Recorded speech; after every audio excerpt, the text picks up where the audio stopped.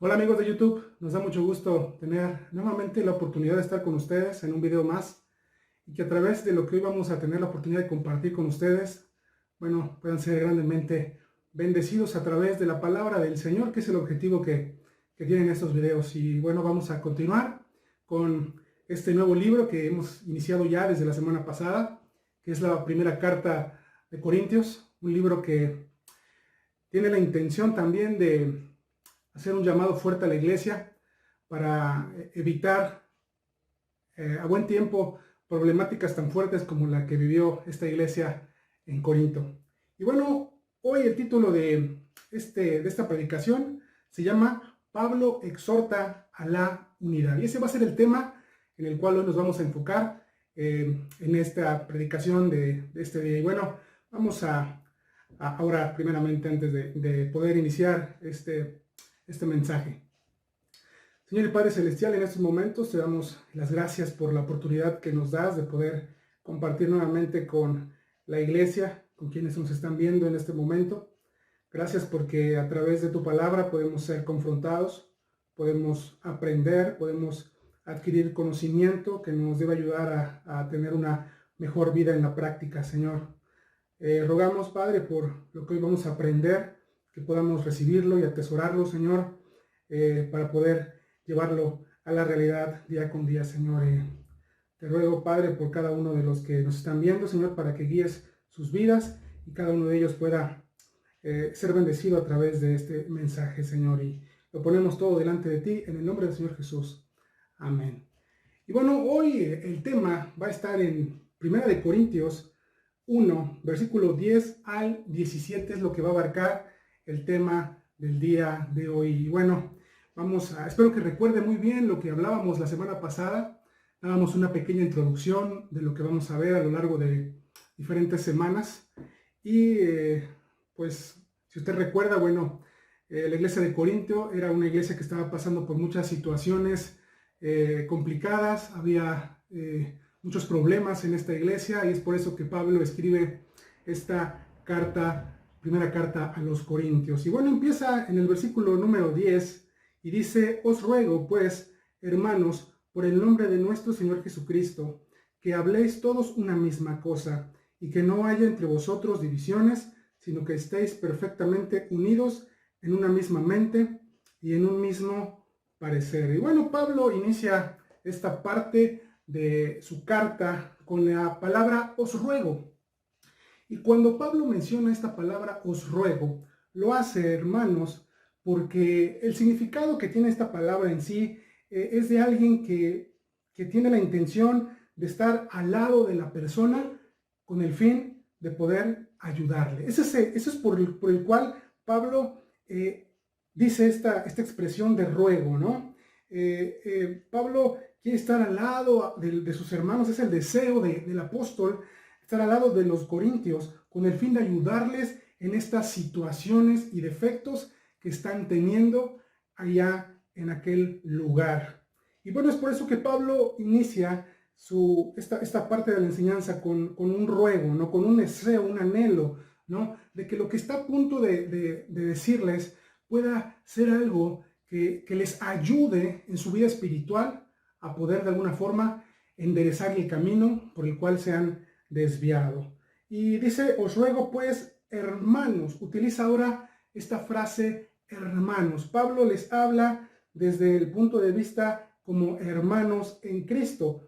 Tenemos que entender que Pablo primeramente en el inicio de la carta veíamos que antes de Pablo empezar a hablarle a esta iglesia acerca de las cosas que debían componer o de las cosas que están mal en este lugar, Pablo da ese crédito que Dios le da como apóstol con la autoridad que Pablo tiene como apóstol, dice, por la voluntad de Dios. Así inicia Pablo su carta, ¿no? Dando esa autoridad que Dios le está dando para poder de alguna forma hacer y hablar a la iglesia en Corinto. Y bueno, ahora Pablo les habla como hermanos. Pablo de alguna forma, al empezar a amonestar o empezar a señalar un poco o a señalar las situaciones que están viviendo, Pablo lo hace con la expresión hermanos como una forma de moderar un poco la severidad de lo que está a punto de decir. Esto no minimiza en ninguna forma la reprensión que les da, pero sí es una forma en amor de hablarles a aquellos hermanos en la iglesia en Corinto. Por el nombre de nuestro Señor Jesucristo, dice aquí el versículo 10. Sin duda, esta expresión de en el nombre de nuestro Señor Jesucristo es algo que en muchas ocasiones, usamos cotidianamente cuando oramos. Y cuando tú y yo oramos al Señor, pidiéndolo en su nombre, cuando hacemos ese tipo de expresión, dámosla a entender que cuando pedimos algo, cuando oramos al Señor, lo estamos haciendo aún sabiendo que estamos sujetándonos a la voluntad del Señor. Cuando tú y yo oramos y clamamos y cerramos una oración, lo hacemos en el nombre del Señor Jesús, pidiendo que se haga su voluntad. Y esto es claro, hermanos, en la iglesia de Corinto. En Mateo 6, 9, 10, en este pasaje aquí en el Evangelio de Mateo,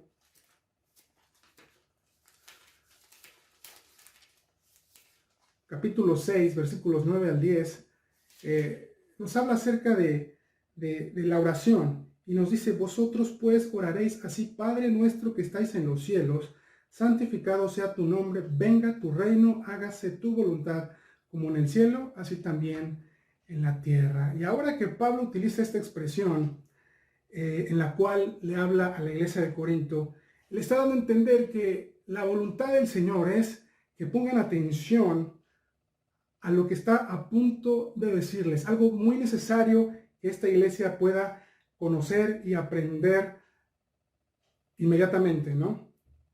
Por el nombre de nuestro Señor Jesucristo, que habléis todos, dice aquí, una misma cosa. Esto, si lo pudiéramos decir de una forma parecida, es que todos hablen lo mismo.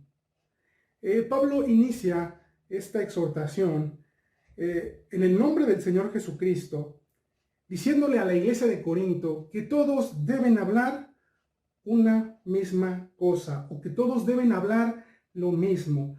Esto se refiere, hermanos que nos ven y personas que nos están viendo, sin duda alguna, a la doctrina dentro de la congregación. Es importante que dentro de la iglesia, y que ahora en la iglesia de Corinto, por las situaciones que se están dando, Pablo inicia con esto diciéndoles que es importante que todos en la congregación hablen lo mismo. Y esto se refiere indudablemente a la doctrina. Esto se refiere indudablemente a las enseñanzas de las Escrituras, que son y deben permanecer y no pueden ser alteradas ni cambiadas absolutamente por nada. Pablo es claro: y habléis todos una misma cosa. Es importante aún para la iglesia de Corinto y aún para nuestras iglesias, para la iglesia en la cual tú te congregas o la iglesia en Oriente 18, que quienes dirigen la congregación, que quienes están al frente de la congregación, estén unánimes en cuestión a lo que es la doctrina del Señor. Es importante. Pablo, el título del tema hoy es: Pablo exhorta a la unidad de la iglesia en Corinto, a la unidad de la iglesia en general. Es importante que las iglesias, independientemente de las situaciones que puedan estar pasando, debe haber una unidad en el sentido de que todos hablen una misma cosa. Y el que todos hablen una misma cosa depende e inicia principalmente en sus dirigentes, en el pastor, en sus ancianos, en aquellos líderes espirituales que están dentro de la congregación. Parte fundamental para que una iglesia pueda tener estar sana, pueda estar de alguna forma, gozar de una buena salud espiritual, por decirlo así de alguna forma, es que todos hablen una misma cosa. Es importante que se llegue a una unidad. Es importante que quienes lideran las iglesias estén y caminen por el mismo sendero, para que de esa forma a quienes se dirigen a través de sus predicaciones, a través de sus mensajes en la congregación, puedan de alguna forma recibir la misma doctrina de aquellos que están de alguna forma enseñándoles la palabra del Señor. Esto hace énfasis en esos líderes quienes predican, que todos habléis una misma cosa. Algo está pasando en esta iglesia, no precisamente que quienes les han compartido el mensaje les están dando falsa doctrina. Esto no es así, pero ahorita vamos a ver de qué se refiere. Pero esto también nos da pie a nosotros para poder hacer hincapié ahora, ya que en nuestros tiempos existen diferentes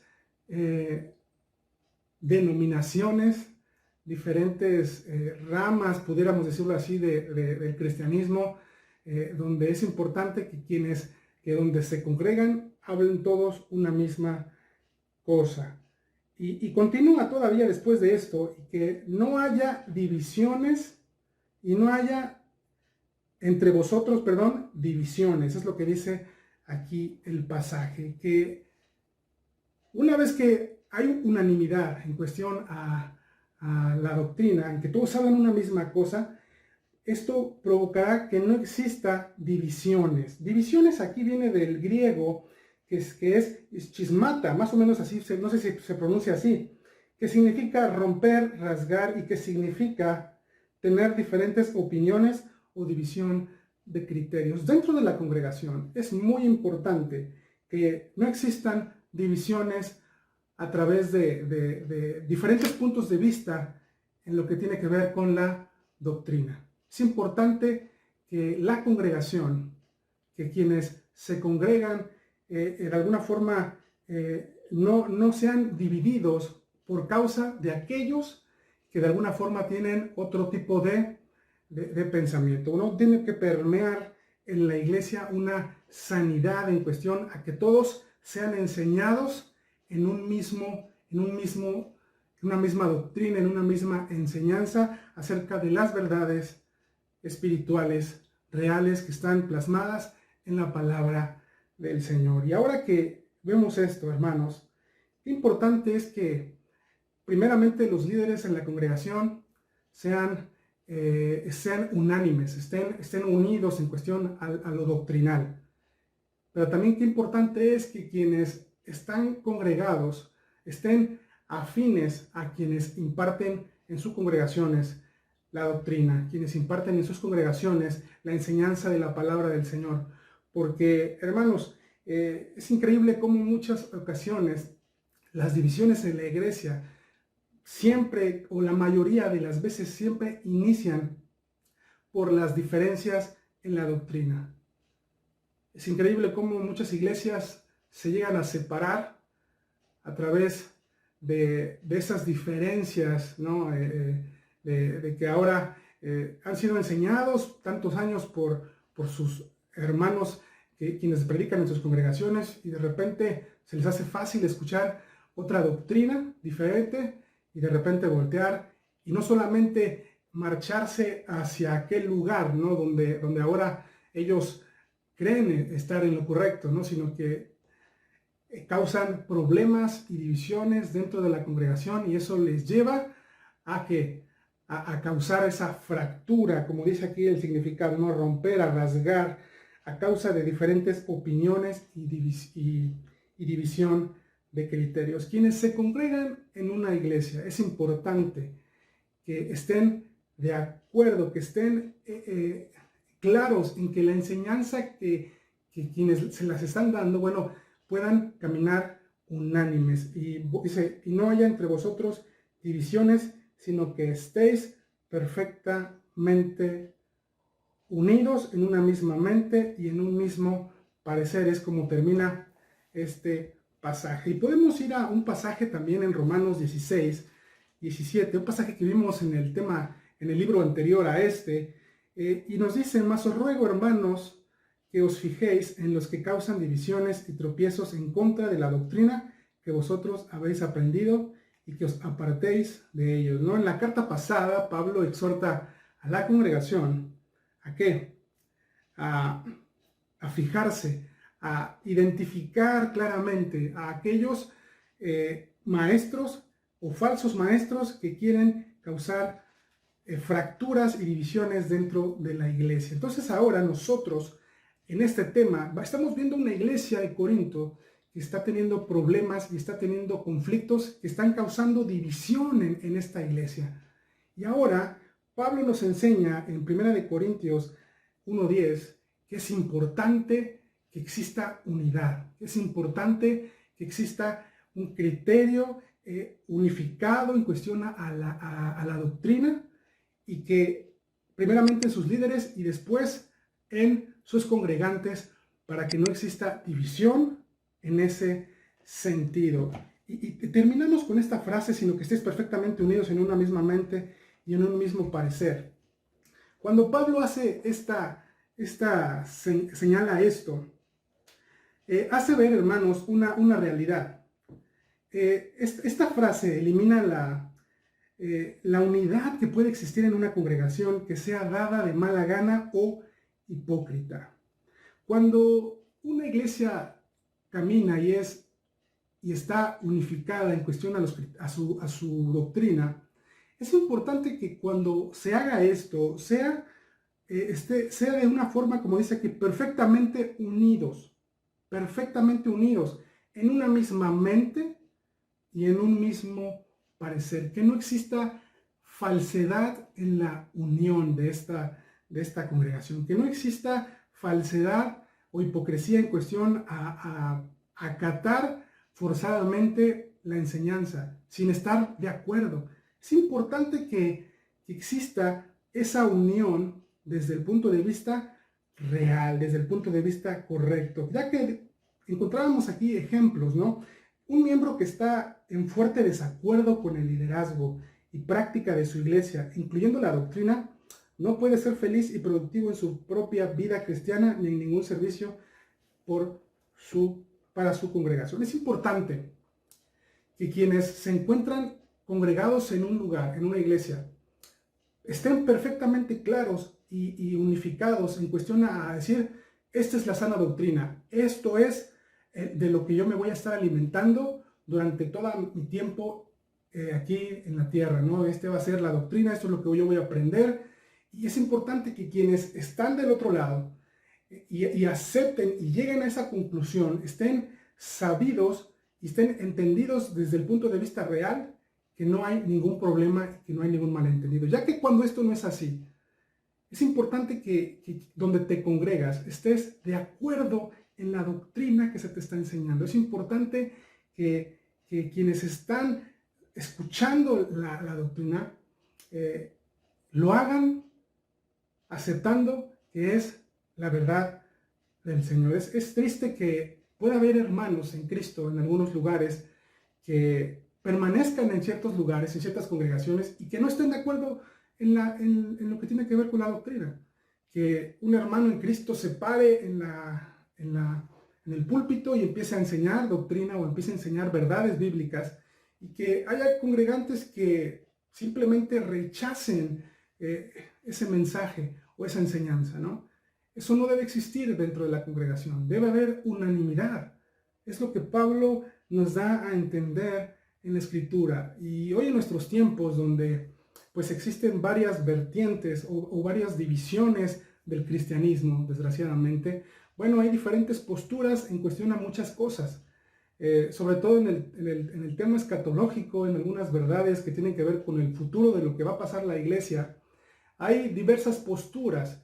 Aún en ese tipo de situaciones es bueno que el creyente esté unificado en el mismo criterio que sus líderes, para que lo que se va a enseñar, bueno, sea aceptado realmente como palabra del Señor. Y ahora continúa, vamos a leer dos versículos, es el 11 y el 12, que dice: porque he sido informado acerca de vosotros, hermanos míos, por los de Cloé, que hay entre vosotros contiendas. Quiero decir que cada uno de vosotros dice: yo soy de Pablo, y yo de Apolos, y yo de Cefas, y yo de Cristo.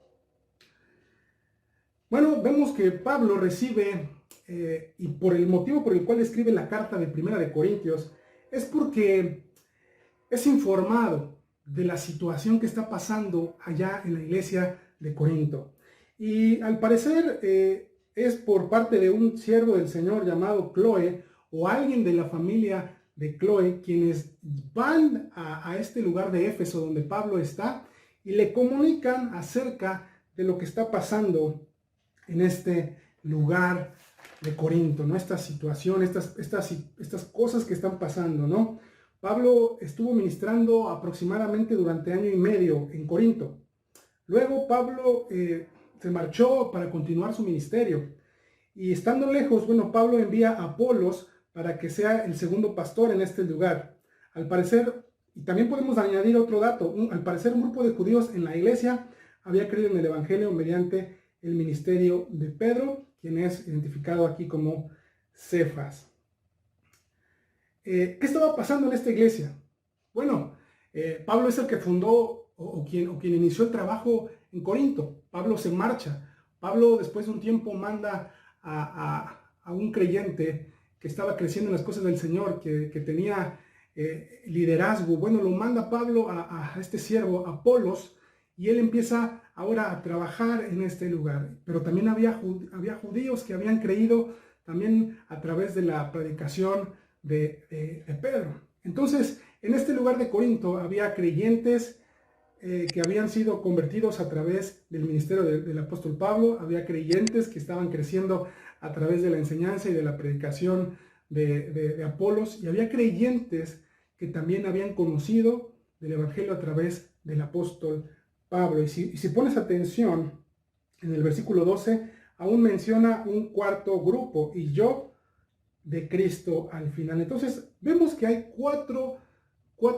grupos de creyentes que están teniendo conflicto en la iglesia de Corinto. Los que siguen a Pablo, los que siguen a Apolos, los que siguen a Cefas, que es Pedro, y aquellos que se identifican como de Cristo. Esta situación que está pasando la iglesia en Corinto está creando división. No quiere decir que había en esta iglesia diferencias doctrinales porque cada uno enseñara cosas diferentes, no.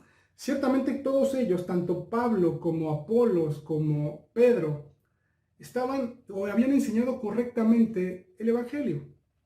Pero lo que estaba pasando en esta congregación era que aquellos creyentes que se habían convertido a través del ministerio de cada uno de ellos, bueno, tenían una preferencia especial por su líder, tenían un líder favorito, para que usted me lo pueda entender. Cada uno de ellos habían adoptado o habían arropado la ideología de identificarse con orgullo acerca de un maestro específico de la palabra del Señor. Esto es lo que está pasando en este lugar, al grado de decir: yo soy de Pablo, yo soy de Apolos, yo soy de Pedro o de Cefas, y yo de Cristo. Esa es la verdadera situación por la cual unos a otros menospreciaban la enseñanza y las creencias y al maestro del otro grupo, ¿no? Empezó a haber divisiones y grupos en cuestión a aquellos que que preferían a uno y a otro, ¿no? Esto es lo que estaba creando división en esta congregación, esta enseñanza. Ciertamente para aquel tiempo estos tres maestros bíblicos eran de los más grandes, maestros de aquel tiempo, ¿no? De los primeros años de la iglesia. Y ahora ellos mismos se están enfrentando a la situación de lo que la iglesia de Corinto está haciendo, que están tomándolos como estandartes acerca de su fe. Vamos ahora al versículo 13. ¿Acaso está dividido Cristo? ¿Fue crucificado Pablo por vosotros? ¿O fuisteis bautizados en el nombre de Pablo? Después de la situación que está pasando la iglesia en Corinto, Pablo ahora les escribe: a ver, hermanos, alto ahí, cuidado. Y hace la pregunta: ¿acaso está dividido Cristo? Es una pregunta retórica, por decirlo de alguna forma, ¿no? Es una pregunta que trata de darnos una idea de algo lógico. Claro que no. Podemos decirlo así. ¿Está dividido Cristo? No, no lo está. ¿Fue crucificado Pablo por ustedes, por vosotros? No. ¿O fuisteis bautizados en el nombre de Pablo? ¿Hay alguno de ustedes que cuando fue bautizado en mi nombre? No. Entonces Pablo, a través de estas líneas, le habla a la iglesia ahora de Corinto y les hace ver a través de estas preguntas lo equivocados que están al tomar este tipo de actitudes dentro de la congregación. No debe haber división, porque Cristo no está dividido, porque Pablo mismo, ni siquiera Apolos o Pedro, ninguno de nosotros fue crucificado ni pagó el precio y el pecado que había sobre cada uno de nosotros. Ninguno de ustedes ha sido bautizado en el nombre de Pablo o en el nombre de ningún otro maestro de la fe, en la fe. Una iglesia cristiana que está dividida es una contradicción a las verdades espirituales, ¿no? Y eso es lo que Pablo está dando a entender. Primera de Corintios 6:17. Vamos a adelantarnos un poquito en lo que vamos a ver más adelante. Y nos dice aquí el pasaje: pero el que se une al Señor, un espíritu es con él. Esto nos habla de unión. Luego vamos igualmente en Primera de Corintios, pero ahora el 12. Del 12 al 13 nos dice: porque así como el cuerpo es uno y tiene muchos miembros, pero todos los miembros del cuerpo, siendo muchos, son un solo cuerpo, así también Cristo. Porque por un solo espíritu fuimos todos bautizados en un cuerpo, sean judíos o griegos, sean esclavos o libres, y a todos se nos dio de beber de un mismo espíritu. Y nos habla de la unidad que debe de haber en Cristo Jesús y que no debe haber diferencias dentro de la congregación. Entonces, Pablo les expone en este versículo 13 esta verdad de que no hay razón para la cual ellos continúen en esa actitud. Ningún hombre, ningún maestro espiritual puede reclamar el derecho que tiene Cristo sobre la iglesia. La iglesia no pertenece a ningún maestro de la Escritura. La iglesia no es de los discípulos del Señor. La iglesia es del Señor Jesús, porque Él es el que ganó a precio de su sangre preciosa a la novia, a la futura esposa, que es la iglesia. Y a Él pertenece la iglesia.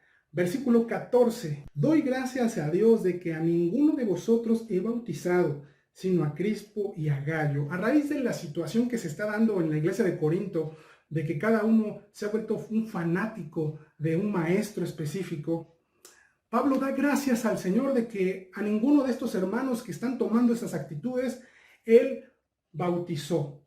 Pero da los nombres de dos varones a los cuales sí en este versículo, ¿no? A Crispo y a Gayo. Y si ustedes han puesto atención a las enseñanzas que hemos estado teniendo tiempo atrás, bueno, hemos mencionado ya a estos varones, ¿no? Crispo es un nombre o era un dirigente de la sinagoga en Corinto que cuando Pablo ministró allí por primera vez se convirtió mediante la predicación del apóstol. Su conversión inspiró a muchos otros a hacer lo mismo. Hechos 18:8, aquí es donde encontramos a este varón Crispo. Hechos 18:8 nos dice, y aquí encontramos: y Crispo, el principal de la sinagoga, creyó en el Señor con toda su casa, y muchos de los corintios, oyendo, creían y eran bautizados. Aquí vemos a Crispo. Y aún Gayo, si ustedes recuerdan el final o las partes finales de Romanos, mencionamos a este varón en Romanos 17:23, y lo menciona aquí: os saluda Gayo, hospedador mío y de toda la iglesia. Este varón que es identificado aquí como un hospedador. Y Pablo menciona aquí que a estos dos varones, recuerda que él sí los bautizó en el Señor. Y llegamos al versículo 15. Para que ninguno diga que fuisteis bautizados en mi nombre.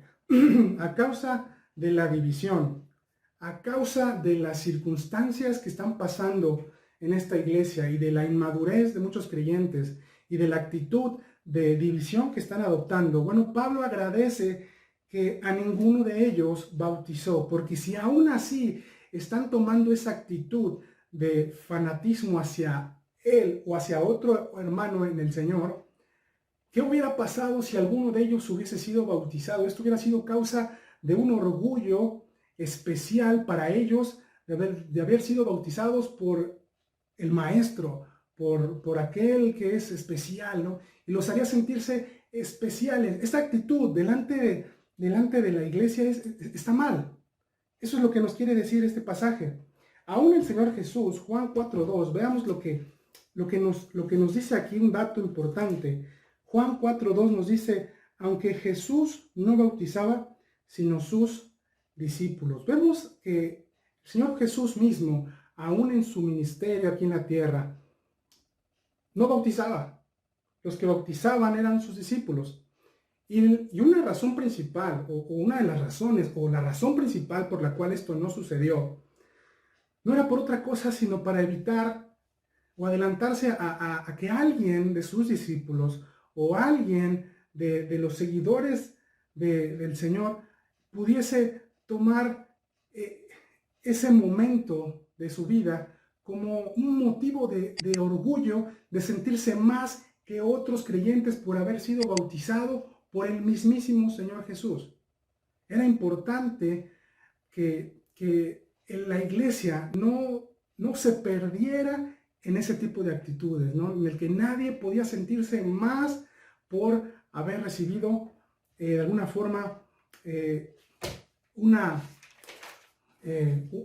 hecho como lo que es el bautismo, ¿no?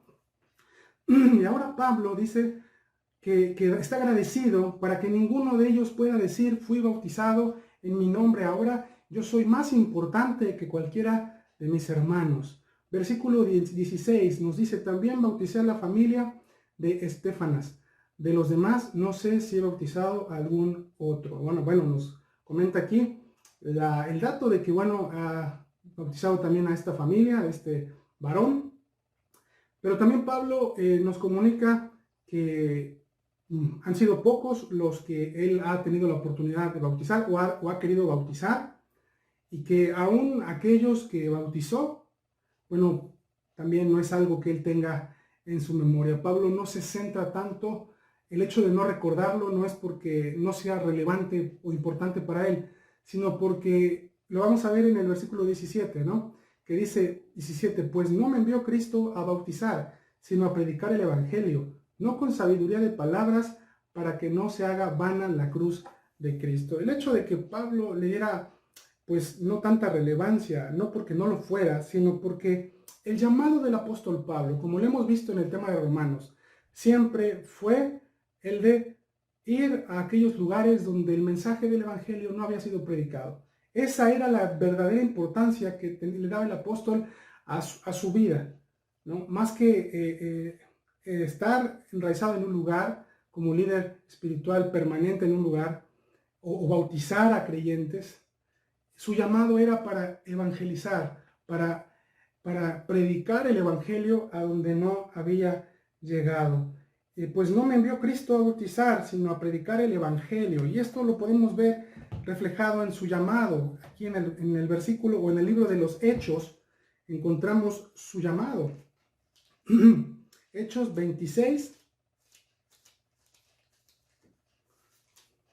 versículos 16 al 18 nos dice, pero levántate y ponte sobre tus pies, porque para esto he aparecido a ti, para ponerte por ministro y testigo de las cosas que has visto y de aquellas en que me apareceré a ti, librándote de tu pueblo y de los gentiles a quienes ahora te envío, para que abras sus ojos, para que se conviertan de las tinieblas a la luz y de la potestad de Satanás a Dios, para que reciban por la fe que es en mí perdón de pecados y herencia entre los santificados. Esto es el llamado de Pablo.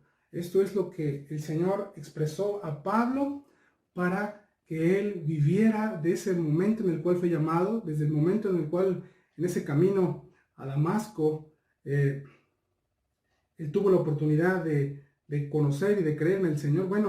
Desde ese momento su único objetivo del apóstol fue cumplir su llamado, cumplir el objetivo por el cual él recibió ese regalo de misericordia, a través de la misericordia que es la gracia.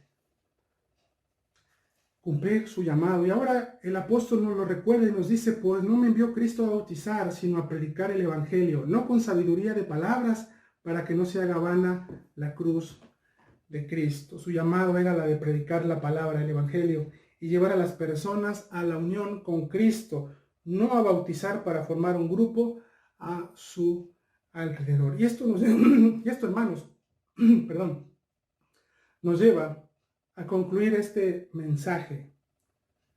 Después de haber leído desde el 10 hasta el 17 y de ver los problemas espirituales, los problemas y las fallas que había inquirido la iglesia de Corinto, esto es un llamado a la unidad en las iglesias, a donde tú estás, a la iglesia donde yo me congrego, ¿no? Es que diciendo que la importancia que tiene que exista esa unidad dentro de nuestras congregaciones, de que como creyentes perseveremos en la doctrina, en la sana doctrina, no solamente en la doctrina, sino en la sana doctrina, que a través de la lectura de la palabra del Señor y a través de la enseñanza que recibimos dentro de nuestra iglesia, podamos crecer y fortalecer nuestra vida espiritual y afianzarla en la enseñanza de la palabra del Señor.